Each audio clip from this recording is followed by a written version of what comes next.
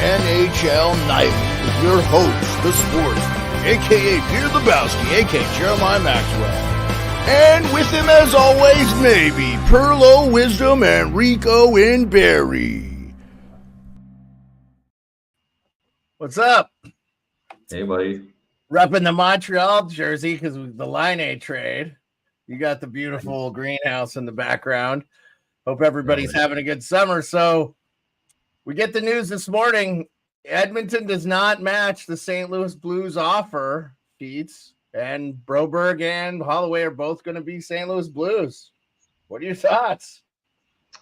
It's interesting, man, because I thought in them moving Cody Ceci that this was kind of shaping up that they would either keep one or the others. But I mean, looking at the way it shaped out and the way Edmonton ended up here, I think it's not a bad thing for both teams. I mean, the kids got the money, go to St. Louis. You're in a rebuilding team. Okay, that's what you want. You want to get paid over $4 million, but it would have been a little bit tough, I think, on Broberg to stay in Edmonton on the cast on that depth chart at over $4 million, right in the top 4 minutes. You're putting a lot of pressure on yourself.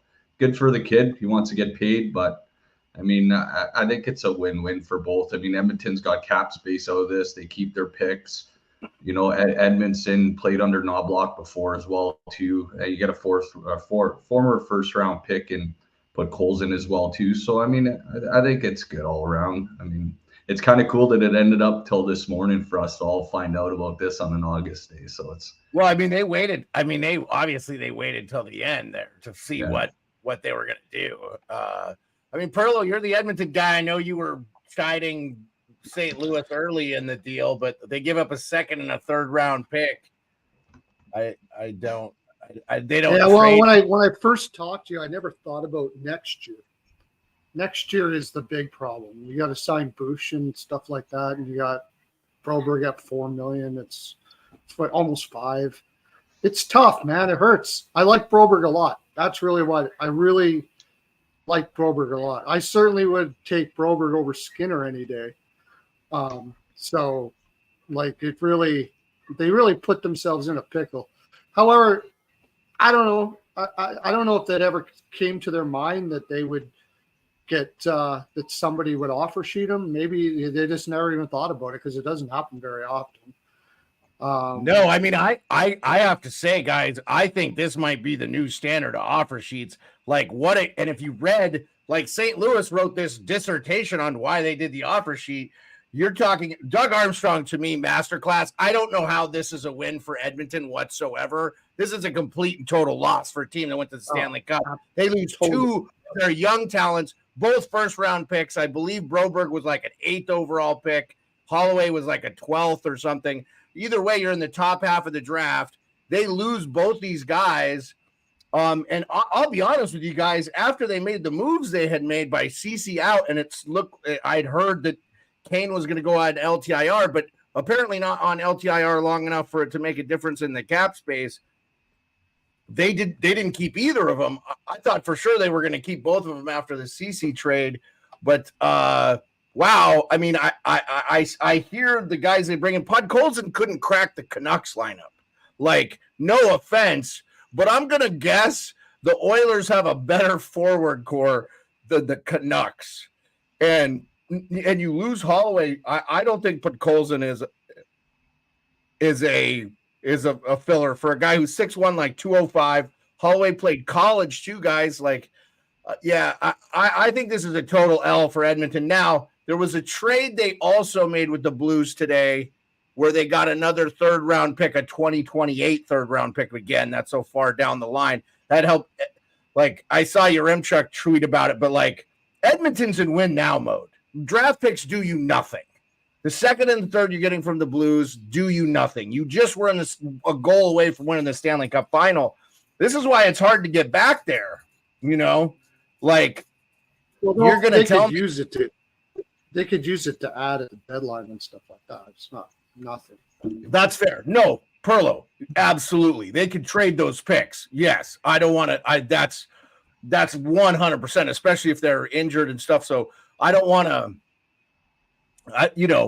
again, Stan Bowman, like, I know that wasn't a popular hire for a lot. I know that was a lot of outcry in Edmonton, but what about out of the furnace and right into the fire? You take that job and then you have to deal with 2 offer sheets. Like, welcome back to the NHL, Stan. Like Doug Armstrong masterclass.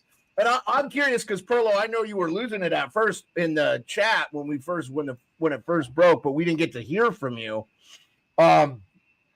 You're the general manager of the Edmonton Oilers. You're not trading Broberg and Halloway for a second and a third round pick, right? I'm not against you on this at all. This is a big L for Edmonton. Big L. I think not Edmonton, just a little one. Big L. Yeah, huge. I agree. It's not just a little L. It's a big motherfucking L. Yeah, I don't see how you see it any other way.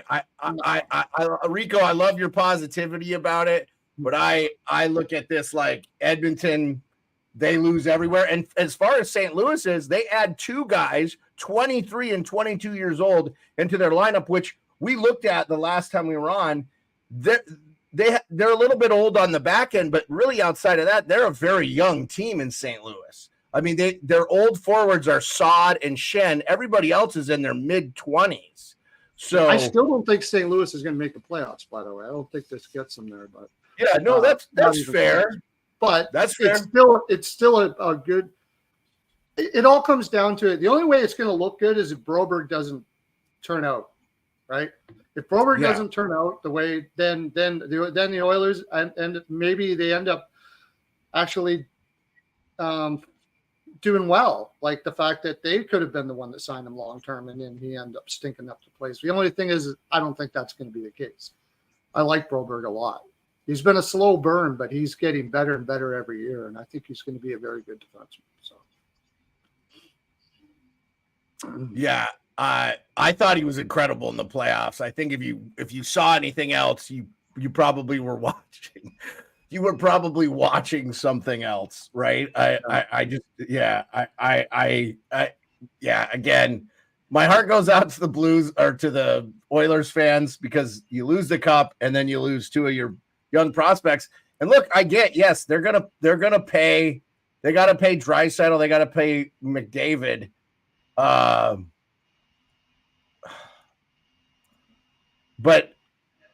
that's a curious thing too. Like, at what point do you decide you're paying 2 guys too much money? Rico and I had this conversation yesterday on the Spaces when you're talking about the Toronto Maple Leafs. Like, if Lou Lamoriello stays on and you get Matthews and Marner at like 7-9, even if you sign Tavares for 12 million or whatever, you still have between those 4 guys, it's a lot less. So here's the trade. Here's the trade that involved the future considerations. Here I'll throw this up on the screen because I just I don't know anything about this player.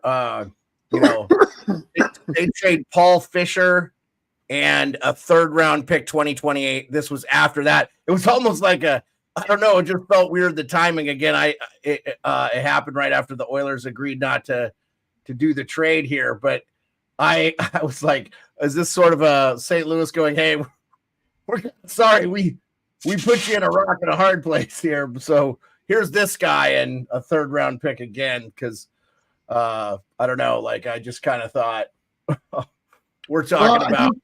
It's possible maybe that the Oilers said, look, you got to sweeten it up a little bit or we're going to sign him. If you sweeten it up a little bit, but that's about the only thing I can think of. I don't know if they could have done that though, Perlo, because so what I understood was Kane, if Kane goes on LTIR, they have the space. But if you look at their roster, counting Broberg and Halloway, they were 2 under the 23-man roster. They were at 21. So this gives Edmonton some cap flexibility and they can fill out the roster, which is honestly, maybe that might be a better thing for him throughout the season. Again, hockey minds and stuff. I did hear Jason Greger. I want to shout him out. He was the first guy to say he didn't think Edmonton was going to sign either. And he works in that market. I think he's very respectable reporter. I don't think he's known for hyperbole. I was very impressed. just getting to know him. One of the good ones out here. There's not many of them, but one of them. Yeah, I was gonna say I didn't really know anything about him before this year, but because of Daily Face-Off and stuff, and he's on with Frank, and so I listen to them do their rundown quite a bit. I'm very impressed with him. He's not known for hyperbole. I was like, wow, if he's saying it, and then of course Rashad, I think was the guy. Ryan Rashad was the guy who broke the story this morning that they weren't doing it. So anyway, if I got that wrong, I apologize, whoever broke the story, but yeah, insane. Okay. So we have a lot to talk about because a lot of stuff has happened. I keep trying not to do shows in the summer, but we're doing them because, okay. So Patrick Laine, that's why I'm wearing the Montreal Canadian jersey, goes from Columbus to Montreal. And quite frankly, this deal was a big W for Kent Hughes. They bring in Laine, and I'll try to find this deal, the exact trade, just so we can all talk about it. They bring in Laine and get a second-round pick for next year, and then they trade Jordan Harris, who I think is a defensive prospect for them. And I don't know much about Harris. I know my man Hot Take Hockey was having it, and that. I mean, that I felt like, wow, that was incredible deal for Kent Hughes. Again, nice deal. Here's the details up on the screen per our main man, Frank Saravelli, who was the first to tweet out the trade details. But I believe I saw Elliot Friedman break the story from like Prague, which, like, again, good for you, Elliot. But anyway, Perlo, I want to start with you. What do you think about the deal Montreal makes for Laine? No salary retained, which that was a good deal. And then I'll come back with what we'll go with Rico, and then I'll see what Portsline said about Don Waddell's comments. So, but go ahead, Perlo. It all depends on if he's over his issues, right? If he is, the guy's got the most wicked shot. It's just been a waste so far in his career. He had the 144 goal season, but it's been a waste of a talent so far in his career. I'm not putting him down. It's not his fault. Whatever the reasoning was, he was having. Hopefully, he's got his head straight, because what I mean by that, though, is that shot should be scoring 50 goals a season. That is an absolutely incredible shot. One of the best shots I've ever seen. And if his head's clear, and he's going to be what he was in Winnipeg, I mean, this is friggin' one of the deals of the century. This is huge, huge, huge for Montreal. And yeah, a massive steal. I think worth the risk.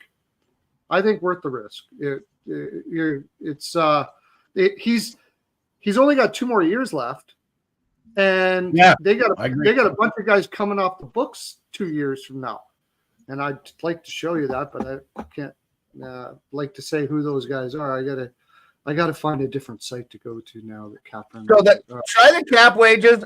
Cap Wages looks a lot like Cap Friendly. It's laid out a lot like Cap Friendly if you're used to that. Or it doesn't have depth charts though, does it? Doesn't have depth charts. It does. I think it does. Oh, does it? I'll check it out. But here, I'll pull up the line combos, and then Rico, go. Why don't you just give your thoughts? I mean, I know you and I talked about this ad nauseum yesterday on the spaces, but what were your thoughts? I don't think we had all the details worked out, but what do you think about Montreal? Yeah, pigging back on what Perlo said, the guys that are coming off the books in this 2-year window kind of works out good for Montreal. I think you got like guys like Josh Anderson, Gallagher, I think Joel Armia, I think the Carey Price situation, like those guys are going to be all coming off the books. So this is kind of a 2-year window to bridge Montreal into a winning team. So, I mean, that being said, Montreal also gets a second rounder in that deal too. And Columbus isn't going to be the best team in the world. So I think that's not bad to get a pick back from Columbus as well. But I watched Laine. He went in front of the Montreal media on Zoom yesterday for over 25 minutes. And I watched that whole interview, and it seemed like he's back, seemed like he's focused. Montreal was not on his no trade list. So that was a team that he was pretty excited to go to. So yeah, great deal, I think. But I mean, Laine peaked in his second year, and he just finished his 8th year, but he's on a pace to score 35 goals every year. So he's just got to stay healthy, along with Kirby Dach as well too. And when you look at Montreal's forward group, I don't think you touch that first line with Slafkovsky, Suzuki, and Caulfield. I think you leave them alone.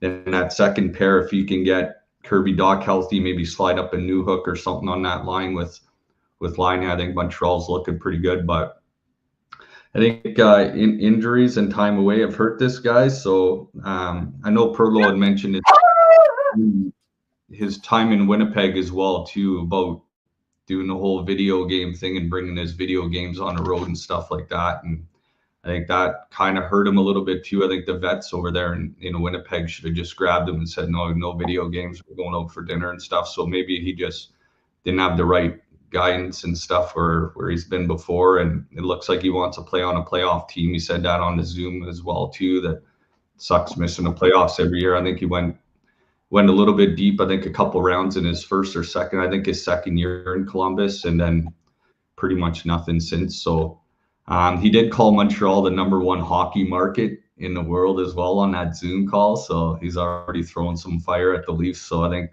you got the rivalry going again. It'll be pretty fun to watch. I mean, they have won 23 Stanley Cups. I'm just like, I know Toronto is what Toronto is. And hey, Hot Take Hockey, thanks for popping in. I know, you have the Yankees, the Canadians are like mentioned. You know, I hate it for you Leaf fans. It is what it is. But yeah, so Aaron Portzline, just real quick. Don Waddell, we want players that want to be Blue Jackets, and Patrick made it clear that he thought a change of scenery was best for him. We were able to acquire a good young player in Jordan Harris while maintaining financial flexibility, which is important to them.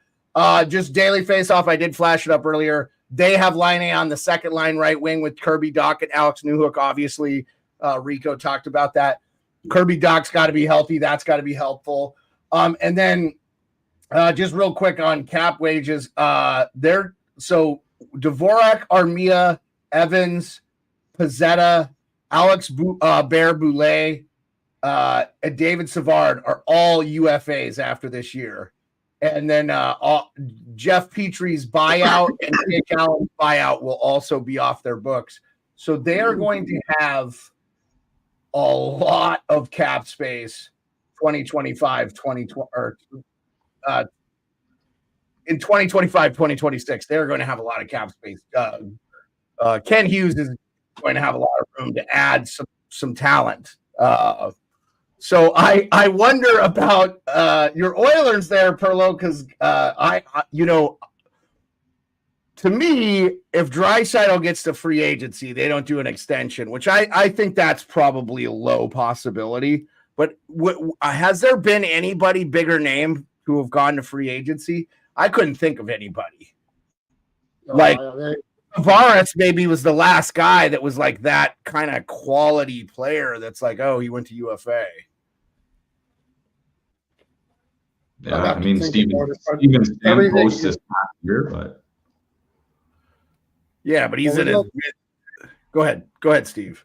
I didn't hear what I was. He said Stamkos. He said Stamkos, but he's like 35. Yeah, but you're talking about like in their prime. Yeah, unrestricted free agent, and it's not too many. Like probably the most recent would be Gunsel, but I mean he's not a superstar. Like he's damn good, 40-goal scorer. So, and he's young, so doesn't happen very much.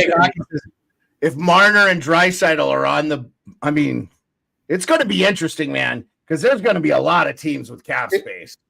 Everything I'm hearing here. Coming from Draisaitl, it's like they pretty much already have a deal done. They're just working out the final. He's staying. So yeah, I would be based on what I've read too, Perlo. I'm with you on that. I would be really surprised if he ends up being anything other than an Edmonton Oiler for. But again, we could take a peek at 2025 to see maybe who they might target at that, because they could. I like Suzuki, but I don't know if I call him a #1 center, really, like a true #1 center. Like I like him, but he's not like a Braden Point or, like he's.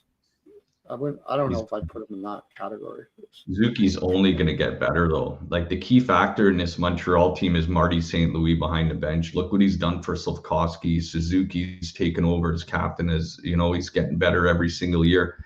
And that's where you're basically going to get one side of Patrick Laine or the other. Either Marty St. Louis is going to change his player, and as a former player, he could probably get to Laine, round out his game a little bit, or Laine is going to go to a city where the media, the fans, they're very critical of overpaid players that underperform there. So it's going to go one way or the other, and it's going to be pretty exciting to see Laine in Montreal and how he does. Yeah, we talked about this yesterday. He instantaneously becomes the highest paid player on the Habs if you don't count Carey Price on LTIR, who still makes $10.5 million for another 2 seasons. And can you blame him? He's going to take the money, right? So, wait. Before you go on here, Kevin Hayes is going to be a free agent in 2026. So there you go. Yeah. No, I got there you go. All team, first team, all team Perlo. Hey, the savior of the Pittsburgh Penguins coming down. Yeah, we'll see. Not to say it, I do want to talk about something else, but it is. I had heard rumors that Crosby was signing like a 3 or 4 year extension, and there's been nothing. There's been crickets, and this is the last year of his deal. And maybe he decides to become a UFA too. So as my man Hot Take Hockey said, Driner Marner would be insane. What about Driner Marner and Sidney Crosby all on the free agency? I'll tell you right now, I think it'd be the greatest thing for the NHL ever, because all we see in the NBA is all these big guys move all the time. And no one has any loyalty anymore because everybody plays NHL 24 or Madden or whatever, and you trade all the players you want to get on your team. So no one cares. It's not like it was in the 70s and the 80s. If Gretzky can be traded, anybody can go anywhere, anytime. So watch Pittsburgh. I think they will not be a playoff team. They weren't this year. They weren't last year. They didn't get better, in my opinion. Oh, no. Okay. They're going to not be a playoff team. They could move Crosby at the deadline for a lion's share to a team that's competing. Maybe a team that's got LTIR space like a bleepity bleep, because maybe one of their best players isn't coming back. Colorado Avalanche, if they're not getting Nichushkin back, if Gabe Landeskog stuff. But I've heard Landeskog should start the season. It sounds like he's going to be playing. So that'll be interesting. But anyway, that's a pipe dream. Okay. So Kevin Weeks, it got buried in yesterday because of the Laine trade. And then, we're on the verge of Edmonton not matching the offer sheets. Obviously, Edmonton did not match the offer sheets. And those guys end up becoming St. Louis Blues. Again, I think that's such a crazy story. And a successful offer sheet thing by Doug Armstrong. But Kevin Weeks reports that Askarov is asked to be traded. Yeah. Because and none of us are shocked on this because of the 8-year extension of Saros. Okay, but Rico and I talked about this with the Dallas Stars superfan Nick Barak came on. Shout out, Nick. Appreciate you coming on last. Glass banger. Yeah, glass banger. And just talking a little bit about this because, they play Nashville a little bit. They're in the Central, which is absolutely ludicrous to me that Nashville is a part of the Western Conference. This is why they need to get rid of the conferences altogether. But none of us were surprised. I think Nashville is still coming from a place of strength with this because they don't have any rush to trade Askarov. So they could get the best deal for them. Who do you think would be in the market for a goalie like Perlo? This is a Edmonton Oilers all over it, isn't it? I would think so. That's something you could have used with Broberg for, right? To get you'd have to move them. You'd have to move them right away, though, right? Right before this ever happened, right? Like, yeah, before this offer sheet and stuff like that. Like, that's the other thing is those are really good pieces that could be used to improve your roster or, do something like this. I'm a little bit. I don't know. He's a great talent, but this is a pretty pushy move to just flat out say I'm not going to the AHL. It sounds like maturity might be a little bit I don't know. So you're going to go to the KHL where you're going to learn nothing for another couple of years, and like it doesn't make any sense to me. Like I think they got to sit the kid down and say, look, man, you're great, but you know he didn't have great AHL playoff numbers. Like when it came down to the playoffs, he wasn't very good for 2 years in a row. It doesn't look like to me that he's ready to be playing a full backup role in the NHL right now. So he has to be traded, and that's just something. I liked him as a goaltender. There's no doubt about it. He almost had a 900 in the AHL for a kid that age. That's really good. Okay, no, don't get me wrong. I'm not saying he's not talented. I'm just a little concerned about his maturity. But yeah, the Oilers could use a guy like that for sure, no doubt about it. I think there's lots of teams out there that'll be Chicago. So this is the last year of his ELC, and he's 22. Right. And I didn't know this. Did you guys know that Matt Murray also signed a minor league deal with the maybe a different Matt Murray. Yeah, different Matt Murray. My bad. Same Matt. Now Matt Murray is also signed with them. They have an Alberta kid named Matt Murray. I thought Matt Murray did sign $750,000 somewhere. Yeah, he may have, but this is a different one. This isn't the Matt Murray that won 2 Stanley Cups. CL says he would love for the Flyers to get Askarov, but Urson played so well and with Fedotov. Yeah, the Flyers are probably not in on Askarov. I did read that Trotz and Askarov, not big fans of each other, did not get along very well in that regard. Askarov is a Russian guy. Right, yeah, that tells you something right there. Like, how do you not get along with Barry Trotz? I mean, I don't know. Yeah, no, Perlo, I honestly, man, I love to disagree with you. I can't disagree with you on this at all. I still think, though, they still got the year left of the deal. He can't, I believe because of rules and stuff, he can't go to the KHL. So he can refuse to report. Well, maybe he can. I don't know. I mean, I think he'd be systematically killing his NHL career. Actually, yeah, he's under contract. He can't go to, and not till next year. Yeah. If he's an RFA unsigned, but they're going to move him well before then. I mean, this would be a priority for Trotz. There's going to be a team that wants to look at a good goalie. So CBJ he only played 2 games last year for Nashville and won one and had a 1.47 and a 9.43 save percentage. Now, you know, so and then he played like in relief, I think, one game the year before. So in the playoffs, he only played 5 games played in the AHL for the Milwaukee Admirals in 2023-2024. In the playoffs, he was 2-3 with a 3.25 goals against, 8.82. Now, I don't know how talented that Milwaukee Admirals team was. In the regular season, he had a 2.39 and a 9.11 save percentage, which he matched the year before. He had 30 wins, 26 wins, and 44 games played last year. And 48 games, he had 26 games won. Again, not knowing the talent and stuff, but 6 shutouts. Like, by all stretches, this guy is supposed to be a really good goaltender. And, you know, like, what's the one thing you can't? Continental Hockey League, Andrew, is the KHL. That's the Russian league, man. Basically, they're, you know. Anyway, he's 6'3". You know, he's a big guy. He doesn't weigh much. Kind of a tiny guy, 178 pounds for a guy 6'3".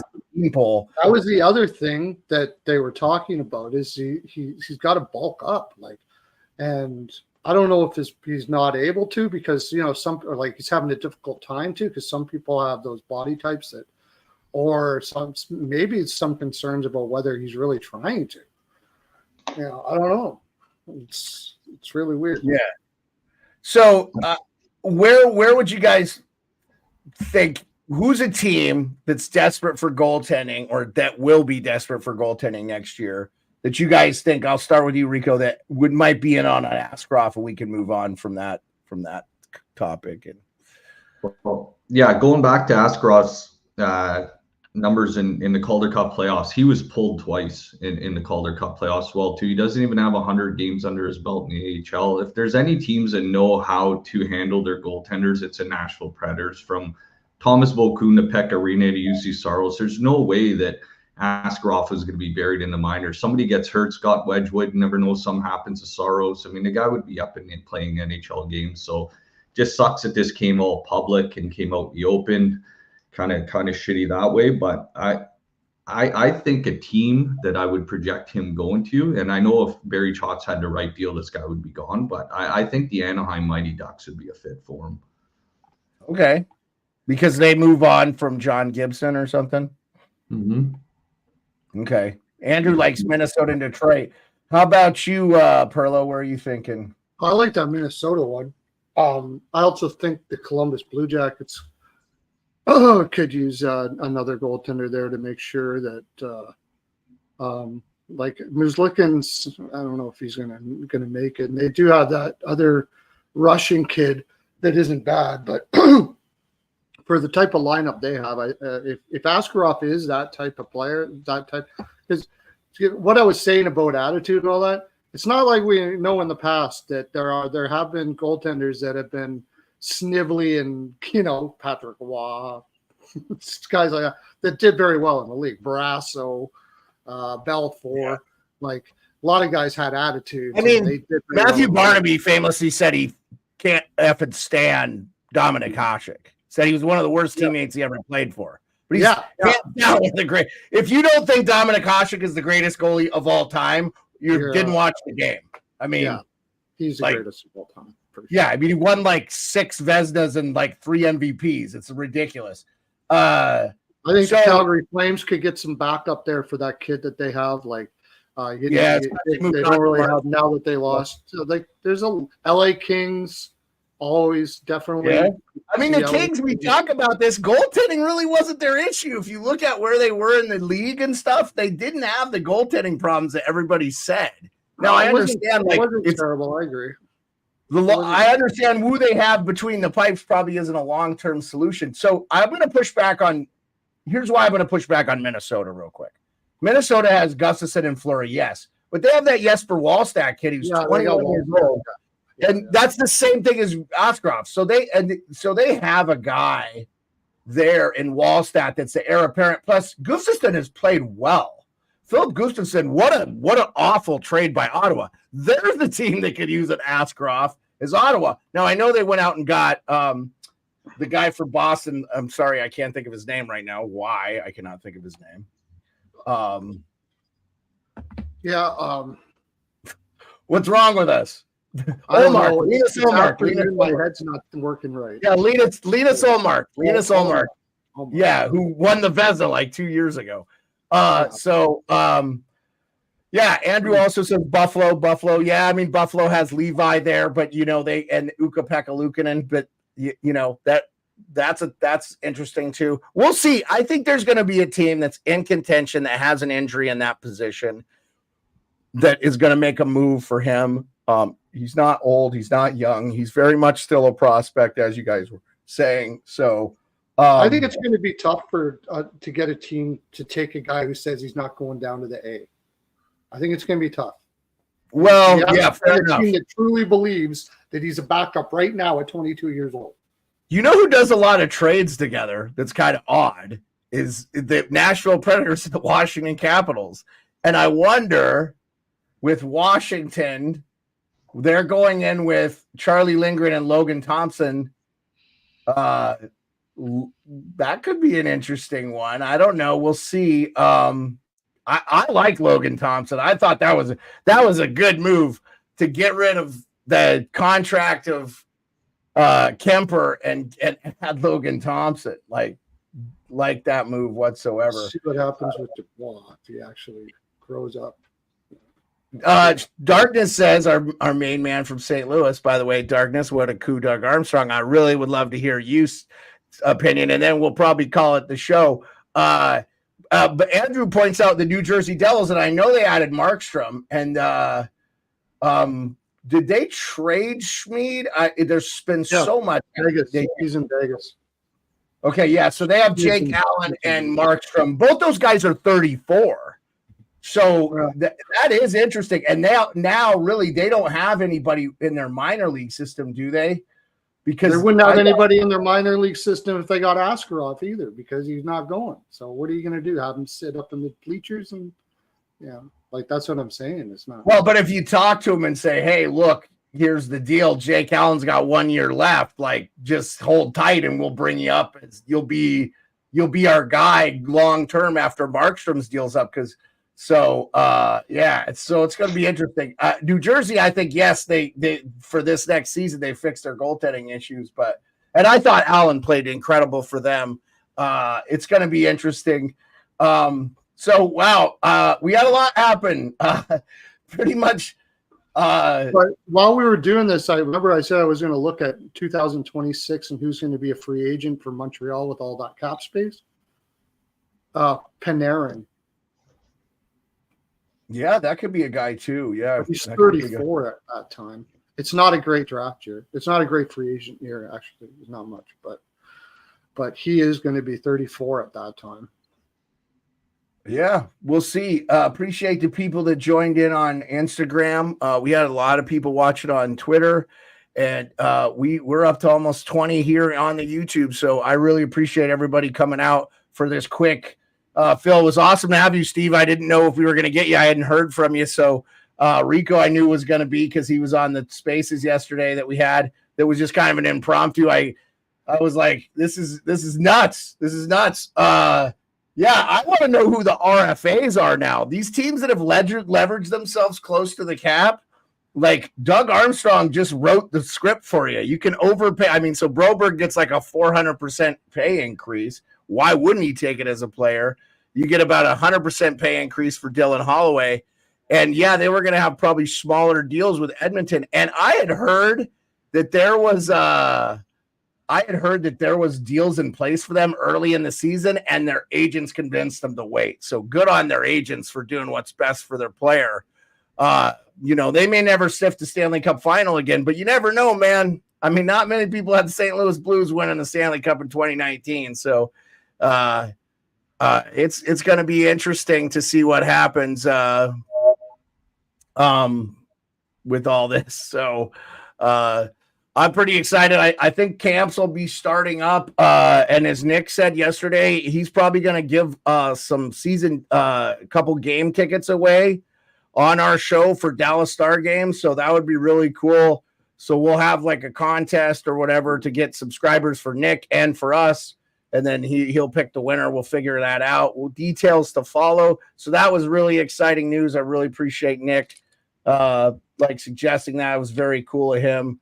If you're in the Dallas area, you get to go see a preseason game sitting in, pretty premium spot right behind the goalie there. So we're looking forward to that. And then we'll start doing previews of the teams and what we're looking and stuff when these camps start shaping out. So probably middle September, we'll start to come back in a regular thing. Filing it up here before we go. Our friend Darkness says, St. Louis Blues fan, my thoughts on the offer sheets are a good move by taking advantage of a bad cap issue in a short term, which means if it doesn't work out, it doesn't hurt a ton. Yeah, because you only have these guys on 2-year deals. They'll be UFAs afterwards. If they don't like it, they can go back and sign wherever. I'm with Rico and Perlo, though. I do think Philip Broberg is going to be a hell of a player. And, here's a guy, he's going to say, hey, this franchise took care of me by giving me a lot of money, a lot of incentive. And, I've heard a lot of people, St. Louis is not a bad place to live. So, look at all the players that have come out of there. So, well, I appreciate everybody for coming out, and thank you so much for all the people that came and watched. It's going to be an exciting year. I'm looking forward to it. They just dropped yesterday, too, the trailer for NHL 25, so that's coming out. That's going to be exciting. So at some point, I'd like to do a little bit of the sports gaming on this channel, too, during the day. I'm doing that anyway, so that'll be part of the thing, too, that it'll just be me, but every once in a while, we'll try to have a guest on while maybe playing some games, maybe playing some NHL or something. That would be fun. So I really appreciate you guys. Thanks for making it, Steve and Rico. Appreciate you guys. We'll see you. We'll see you when the next news breaks. But for sure, we'll be back per regular, probably the middle of September, maybe a little bit earlier. I just got to work out with Nick that what he wanted to do with the tickets there, and we'll have Kim on again. Andrew, for sure. I'll reach out to Kim. She's been traveling the world, going to concerts and having fun time. So she's busy with her life. So I don't know if she's got the aisles on her hands. So we'll get during the season. I'm definitely going to try to have like super fans and other podcast hosts for the like prospective teams. But we're going to keep it all NHL. You know, Steve is going to bring the best handicapping there is out there. Rico, there's not a better goal scoring prop guy. I'm going to do my best to stay in touch with the stories and the stuff that are going on out there. This just broke too. Ryan Johansson on unconditional waivers for the person of terminating his contract due to material breach. This is from the Flyers just 37 minutes ago. Material. $8 million. Wow. So that's another news. That's per the Flyers. Here, I'll pop this up. We were just about to end the show and we got more news. So I thought they were buying him out last year, but he went on IR. I thought he went down to the minors. Here, I'll throw this up here. Okay, so there's another story there. That's an interesting one too. Boy, I think if you look back on his career, probably outside of that finals they made with Nashville, probably. You know what that probably is? And this isn't fact, so nobody say it was a fact. The biggest thing that he has had problems with his whole career was the guy just did not work out in the off season very well. He came out of shape. So if they feel that he's out of shape, then that would be him. They probably brought him in and said, this is a standard in the contract that we expect, and he must be like way off of it. So that can happen. Yeah, I'm gonna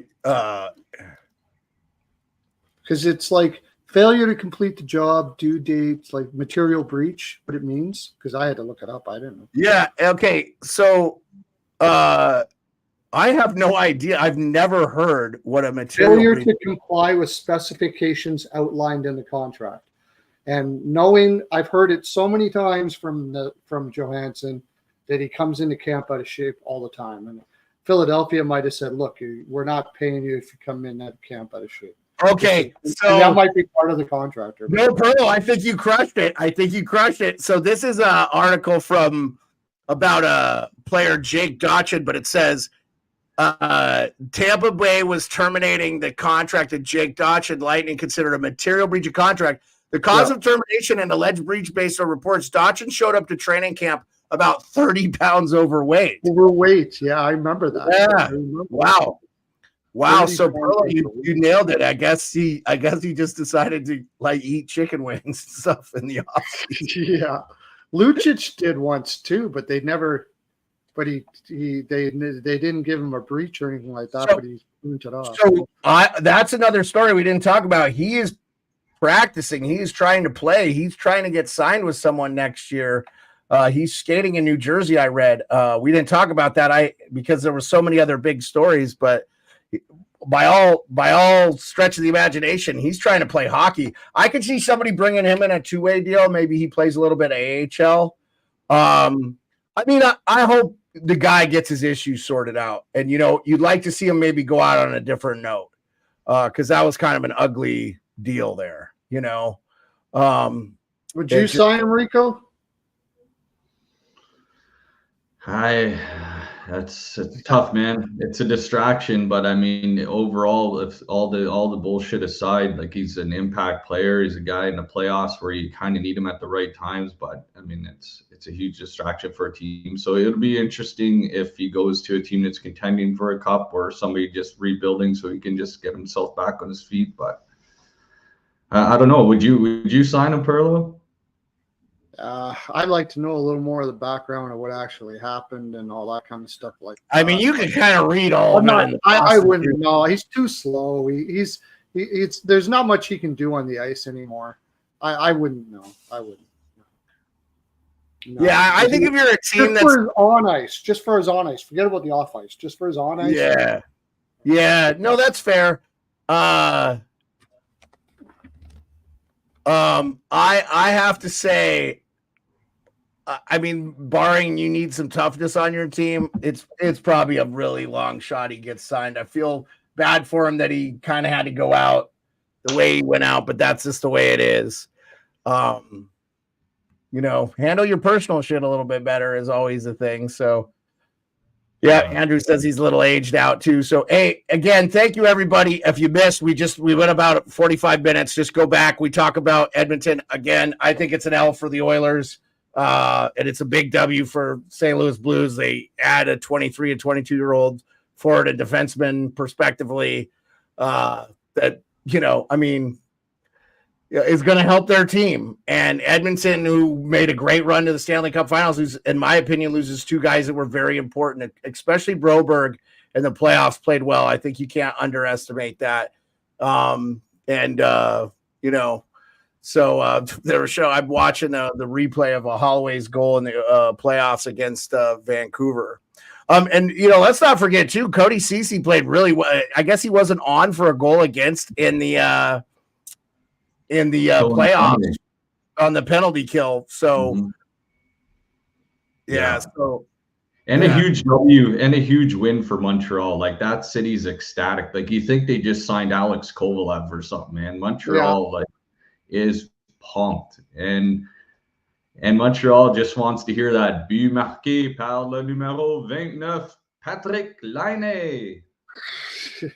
Yes, absolutely. It's going to be awesome. We can't end it on a better because I always forget to point out that Rico is also our French correspondent, and we got to have some straight Montreal reporters on so Rico can do the whole interview in French and then translate it to us. So, but yes, I love it. I think the hype is real in Montreal. And I'll say this, if I'm a Habs fan, I'm very excited, but I still think the Habs are going to have a real tough time making the playoffs next year. So, but you never know. Stranger things have happened. Their back end, I'm not as, they got some work to do there yet. So, but we'll see. Lane Hunt and too young on the blue line. That blue line's just way too green. That's yeah. And they're in probably the most difficult division in the league. Too, on top of it. Yeah, I agree, Perlo. Atlantic's going to be a tough one, I think, next year. I think it's going to be, but we'll see. I still think, like Rico and I were talking, I think Toronto, man, they're going to be a tough team again next year. I wonder what Boston's going to be. We always count Boston out. They'll definitely be a playoff team. I'm not doing that. I'm not counting them out. Yeah. But Tampa, what will Tampa be without Stamkos? Yeah, they added Gensel, but they also lost Sergachev. I mean, so it's also one of those teams that can't really count out until you see them miss once because they got that type of culture like Boston too. Yeah, Florida's just went to 2 Stanley Cup Finals. They lose Ekman Larson, Montour. That team could be a little slow out of the gate. You never know, but. Yeah, we'll see. Yep, we'll see. Yeah. Florida, I think Florida will definitely take a step back because they lost a lot of guys from that cup run. They're just not going to have the depth that they had. So I'm not saying they won't compete again for a Stanley Cup, but I think it's going to be a lot harder for them. But we'll see, man. You never know. The young guys they have coming up, guys could step up. They definitely, they made some trades and stuff, but they were able to keep. I think keeping Reinhart and stuff was important. But we'll do a preview of every team in the league before the season starts. So maybe we'll do a 32 and 32 or something, but we'll have a couple episodes a day where we just talk blah, blah, blah. We'll record or get them out there. I'll try to get some people on from each team's representative, a reporter or a podcaster, because that'd be good. I still shoot my shot with Anio Dia. She's the only diehard Ducks fan I know. I want to get her on here to talk about Anaheim. And I always think about them first because alphabetically they're right there, right? So we'll see. So, hey, thanks everybody again for joining. We had a lot of people on Twitter and a lot of people on X and a few people on Insta too. So I was able to get all that done, and I really appreciate you guys showing up. Thanks again. It's going to be a sunny, nice day here. So I definitely am not going to be on the internet all day. And I hope everybody enjoys the rest of their summer. See you guys soon. Appreciate you.